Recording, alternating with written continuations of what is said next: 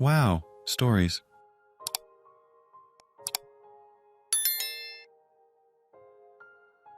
Am I the idiot for not being honest with my fiancé about how much money I'm making? My boyfriend and I have been living together for 2 years. We recently moved out of our modest apartment and into a male 3-bedroom house.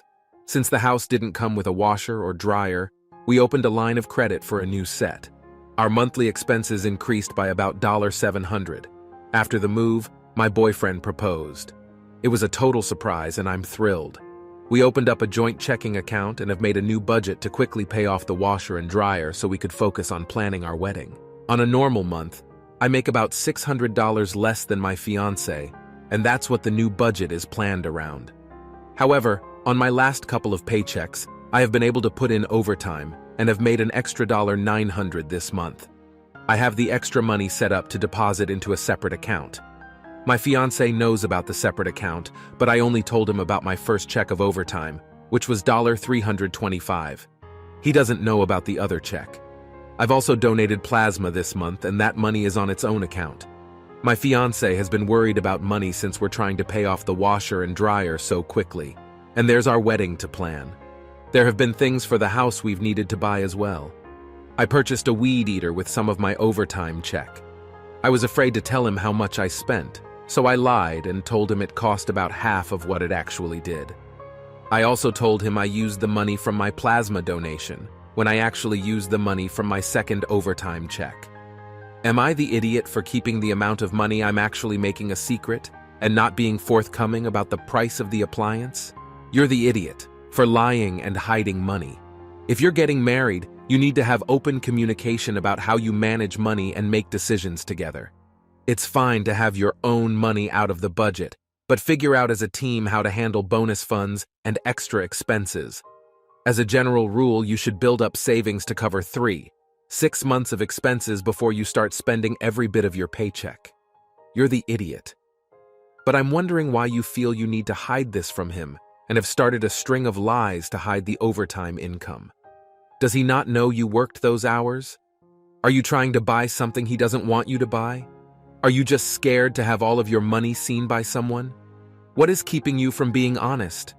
Would I be the idiot if I refused to let my partner and our daughter go on a week-long vacation without me? Myself, female 29, and my partner, 32M, have been trying to bring our daughter, female 4, for her first trip to Puerto Rico to meet the extended family since she was born. Something always comes up that pushes it off, whether financial, a world pandemic, or scheduling. His mother, 72F, whom we live with, booked a timeshare for this July without consulting us on when a good time of year for all of us would be. She and I have a strenuous relationship at best that often leaves me as the outsider in the home. I have been fully on board with the trip, provided I am able to get work off for it. I am a restaurant manager at a very popular restaurant in my city with a large patio in a high-traffic area, and July is the middle of our busy season. I have let my employer know of the planned trip well in advance to allow for adequate planning. However, I still may not be able to get the time off. This is basically a birthright trip for our daughter and will be my first time to Puerto Rico as well. I have been looking forward to being a part of this special moment and once-in-a-lifetime experience for my daughter. There will never be another first time to Puerto Rico. I am not okay with not being a part of it if I cannot get the time off work. We have not yet bought plane tickets. The timeshare should be able to be rescheduled. Would I be the idiot for insisting that if I can't go, then we push the trip back, or refusing to allow them to take this trip without me? Edits. For clarification, I am the sole breadwinner currently, as my partner is in college to pursue a better career than his restaurant industry experience. I cannot afford to risk this job. There are other times that this trip would be possible, anytime from mid-September to mid-April of next year, with full PTO approval. We have discussed this trip as a possibility for several years, but have mutually agreed as a couple that the timing wasn't right either, due to the pandemic, our daughter's age, or finances. Actual scheduling has never been considered. This is the first time a date has been even remotely discussed, and it was without consulting either of us. Not the idiot. I doubt she didn't book it purposefully to screw you over. It's rude to book anything without consulting all parties, especially the lodging. She is not the mother nor the wife in this situation, and should be respectful enough to not react angrily when you three plan the dates for your own vacation with no consideration for her. It's only fair. I wish you luck. Just reading this is giving me a headache. I feel your pain and hope you get some well-deserved rest and beautiful PR with your fame once you get that break. Not the idiot. Going away for a short weekend trip is so much different than going out of the country. Your mother-in-law is TA for not talking to you guys and putting you in this situation. Your husband can still go without daughter if he likes, and if gets sick or something happens to her. While she's over there, it will take forever to get to her. Kinda sounds like your mother-in-law put you in an impossible situation. You're literally the breadwinner, and if you can't get pot from your job, you can't pay bills. You can't risk losing your job, but you should definitely push for the time off. Am I the idiot for speaking up about my birthday gift? A few days ago was my 26 female birthday. I'm getting married to my fiancé, 26 male, in the fall. Something about me, I really love birthdays. I always have. I love having cake, opening presents, and feeling loved by my people. All of that birthday jazz.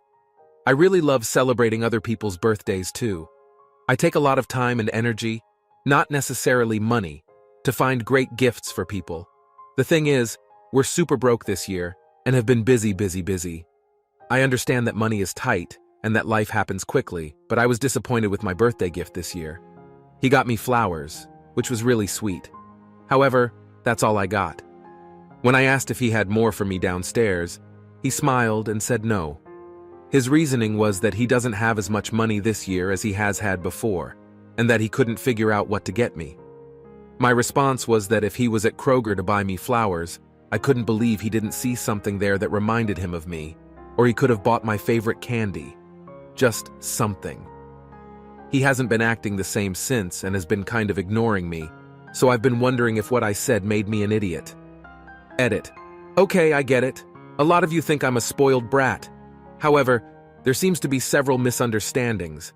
I should have communicated more in my OP. I did say thank you for the flowers. I thanked him profusely. I like flowers. It was a kind gesture. I'm floored that there are so many people that think that the very bare minimum, i.e. remembering my birthday, is acceptable in an equal partnership. To clarify, I was upset about the lack of effort, not the lack of monetary value. Money is not the world to me. I love him so much, and I try so hard to make him happy. I just want him to show that he cares about me and wants me to be happy by taking a few minutes to consider what might be a good gift for me. The amount of people attacking me based on a few sentences is wild, not the idiot. Because I really think you don't care about the money but the thought. If he had gotten you some candy and drew you a stick figure picture of the story of your relationship or something, I think you would have been happy. I also love birthdays. It's not a present-related thing, but I enjoy feeling loved and cared for on that day. I don't know how your conversation with him went down, but it's a bit rude for him to ignore you. I would try to hash this out and explain what parts mean a lot to you. It's the thoughtfulness, not the money, not the idiot. Flowers are the most thoughtless and generic gift possible. Say the bouquet was $15. He could have spent that same $15 on a pretty notebook and heartfelt card, and you'd have been much happier. People are saying it's the thought that counts. But literally the only thought he had was, it's her B-day, I better get her something. Flowers, I guess? Sure. If all the people saying it would be happy with the same gift he'd get for his mother, sister, and any ex-girlfriends when he was out of ideas, that's on them. You wanted something he put effort into and didn't get it. Of course you're disappointed.